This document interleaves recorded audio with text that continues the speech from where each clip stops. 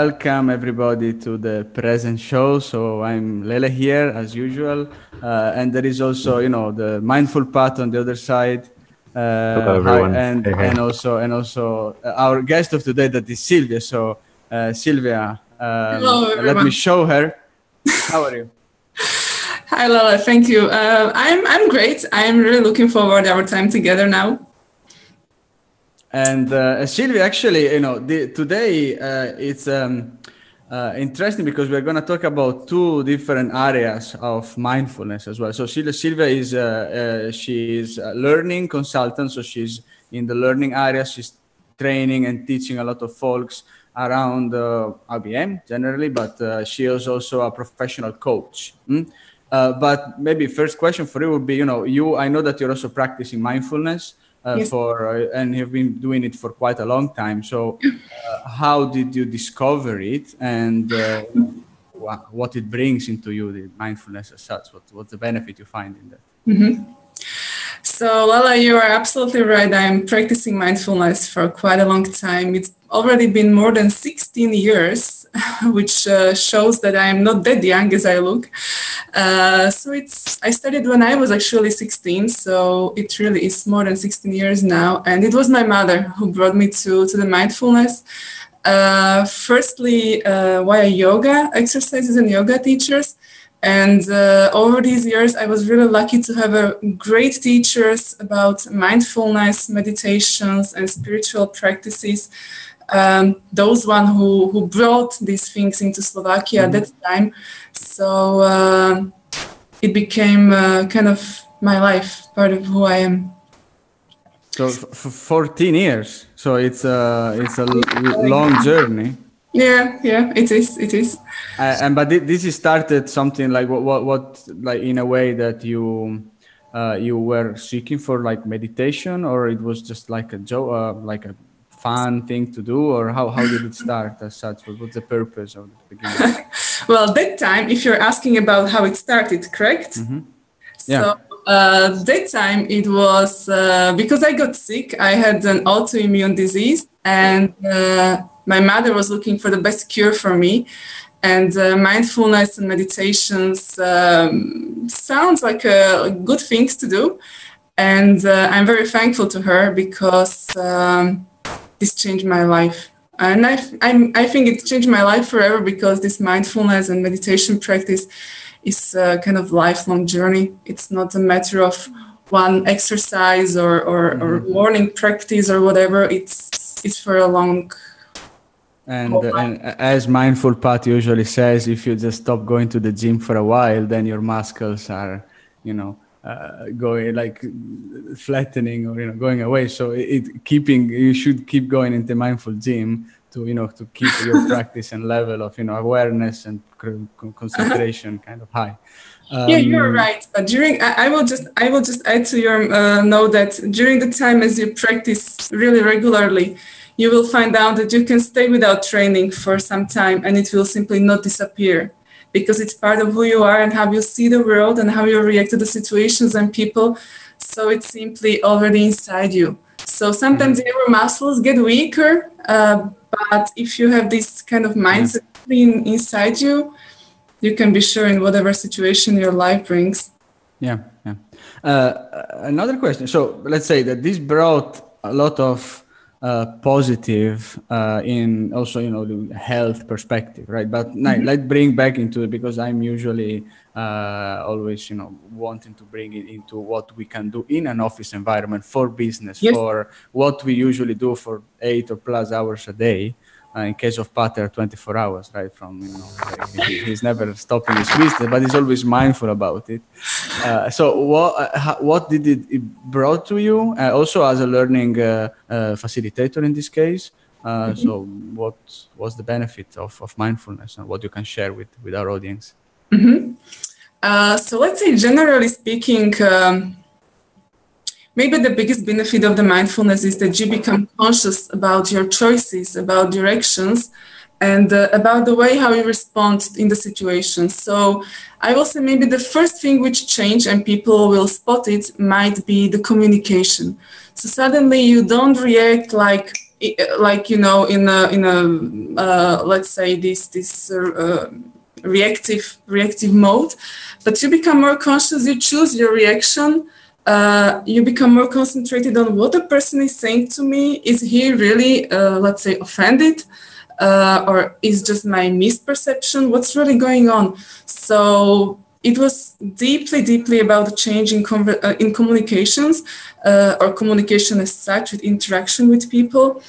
And that's also something that I'm trying to teach the other people when they come to my courses. Whenever, it doesn't matter if it's coaching or mindfulness or whatever, it's always about the communication. We are our actions and our words and our minds, thoughts represent who we are, and this is where mindfulness is bringing the big change. So the fact that we pay more attention to all the information that are coming through us, and we are able to focus more. And is this helping you also for like studying? Like if you have a group of attendants in one of your learning classes, would a mindful minute before this class or something on this kind of wave of thinking can help to perform your class, or also listen more into the content that is shared to that class? I see there are two answers to your question. So when I'm in the position of a trainer, being much more mindful enables me to see what's really going on in the group. Because when you work with the people who are 10, 15 people in a group, and usually you don't know them, then you have to be really very mindful and cautious about what's going on the individual level and both on the group level. So having this kind of high concentration level on people without getting distracted from explaining the content, for example, is really highly beneficial. So, for example, let's say it's on an example from one of my classes, and to be fair to all audience, it was outside IBM, it was not inside. I spotted that there was a lady who was really not going with us. She was kind of not very satisfied with what we were talking about, and I was able to spot it, and I addressed her like, I feel that you are not satisfied, I will do something with that. And this simple moment changed her perception of the whole training and of myself, and our relationship changed in that particular second. So from a perspective of trainer, it's great. It's a wonderful skill. And from the perspective of someone who is learning something new, it's also very important, because then you can be concentrated on what's being said for a much more longer time without being distracted. And you can learn. The learning is always dependent on your ability to concentrate and what you're willing to invest as a participant. So this is increasing a lot, so you can get much more of the education. Well, Pat, that's a question for Pat. Like what Silvia she is saying is, as mindful trainer, I guess it's something we never spoke in the present show. It's connected with the feeling of compassion or anything, because I mean, it's not only about communication, but feeling how your audience is actually digesting the training, or he's feeling in that moment. It requires a different skill than only communication. What is around that? Yeah, I mean, I'm listening to what Silvia's saying, and I love it. And what I want to underline is this presence that you give someone. And it's not only listening, but it's actually being there for them, right? So if you have a group of participants, or you're in front of your clients or your bosses or whoever it is, giving them your full attention, right? Emotionally, physically, mentally, and all the other senses, that we develop or that we use. It feels different. It is different. It's hard to describe. And if the group is also very present, then, I mean, really the connection there and the learning and the development, it grows exponentially. So it's like other people feel that you are giving them like full attention. So you are talking with whoever, from the students that is an internship to the top executive of your company with equal attention. And that's the important thing. So that you don't consider different layers, and you don't and in this case, the communication goes faster. And that's where the compassion comes in that you were mentioning. Really. Okay. You are also a coach, right, Silvia? So from coaching, do you find also good help from mindful practice? Well, definitely. It's also one of the core coach's competencies is to be like coach's presence. And not only talking from the competencies perspective, but being able to be fully there. And just like Pat said, to give someone full attention to someone in that particular moment. Sometimes it's most of the work done already, because then you listen to it on a different level. You perceive that person on a different level. You suddenly understand what he's talking about, so you can ask him the questions which will really help him or her to move forward, or to find the limiting beliefs, and to find the ways how to approach to the solutions, or how to overcome them. Also, when you're coaching someone, you also need to challenge someone. But challenging the person respectfully requires that you really listen on a deep level and can articulate it on an empathic and mindful way. Because when you shift someone's perception of what is important in his life, it can sometimes be quite difficult for that person to even start to think about it, or admit to myself that, yeah, I was wrong, maybe.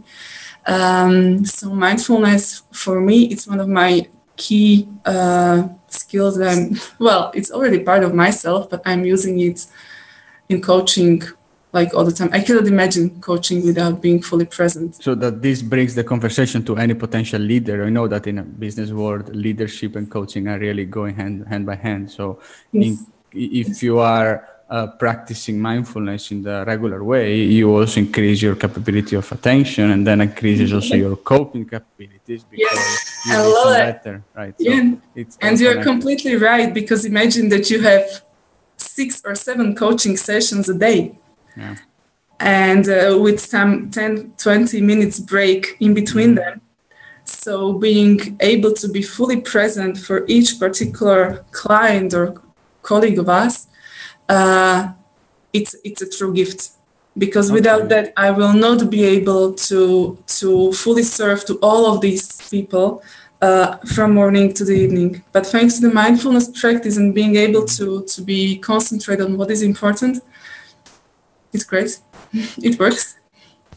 But maybe I would like to be maybe devil advocate in this case. But there are situations, I just had a fight with my wife, or I don't know, my kids that caused a mess at home. So I'm completely disturbed, and I'm thinking about many things. My boss sent me a mail, and he was so angry about something I did. So there are things that are happening during your business life, hope, or work-life balance, depending wherever you are. So now I have a training, or I'm doing a coaching session.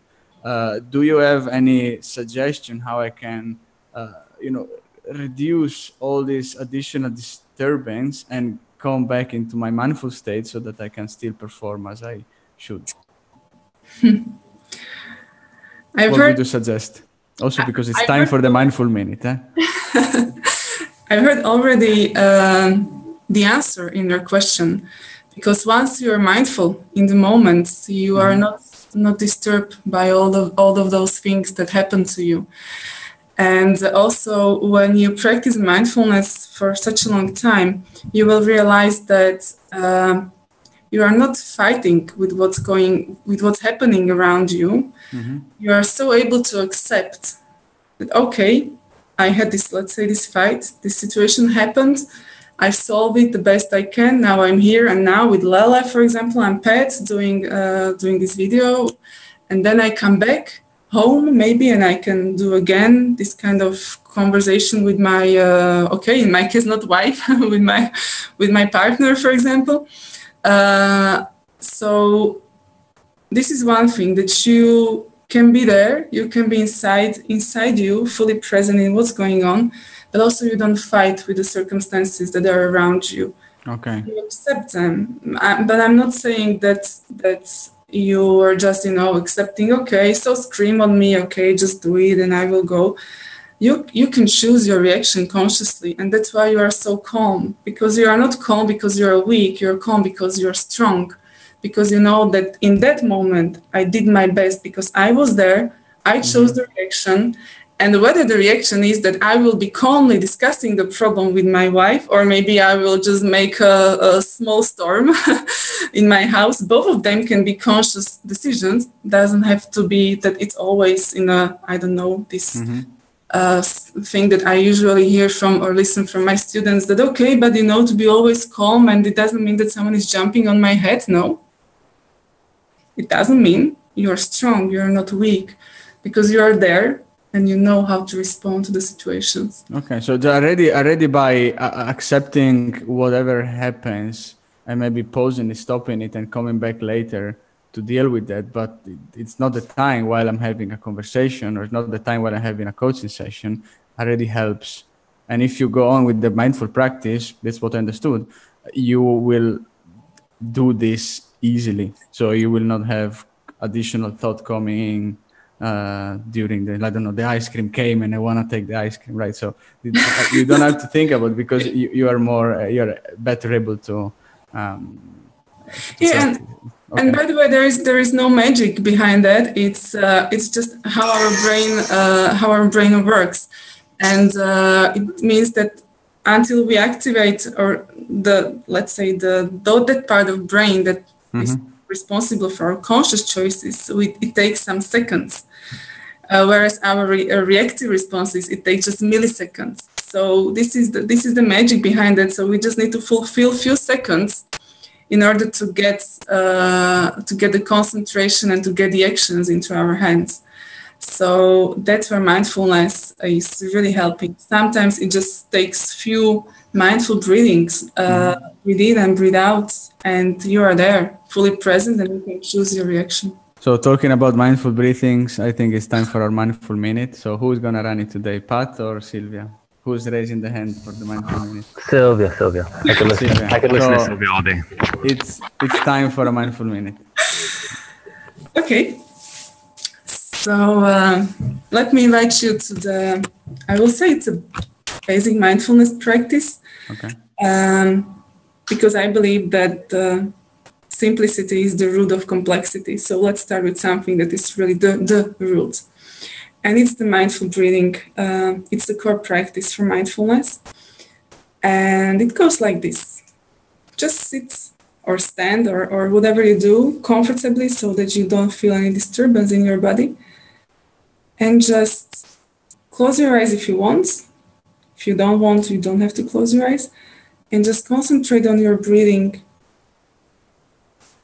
I know that I'm breathing in, and I know that I'm breathing out. To help you, you can put your hands on your belly and just perceive like your belly is going up when you breathe in. And then then your belly is going down when you breathe out. And just concentrate on your breathing. I know that I'm breathing in, and I know that I'm breathing out. And if you do it directly to your belly, your breath has much more depth. So it's not superficial breath, it's a deeper breath. And it's having a really calm effect on your body.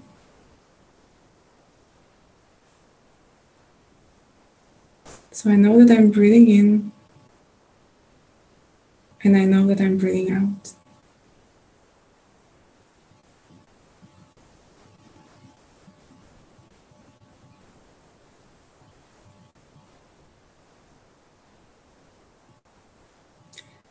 I invite you to practice this very simple but so powerful exercise as frequently as it comes to your mind. Sometimes it's just okay to make it for 10 times. It doesn't have to be 10 minutes if you are in the office, for example. But it's very worth it to do it before each meeting, for example, before having tough discussions. or just think before you say something that you may regret later.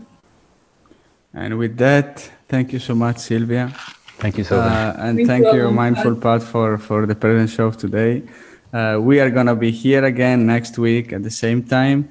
Meanwhile, the last word is for you, Pat. I know that I am breathing in. I know that I am breathing out. Enjoy, everyone. Enjoy. Enjoy. Bye. Bye, everyone.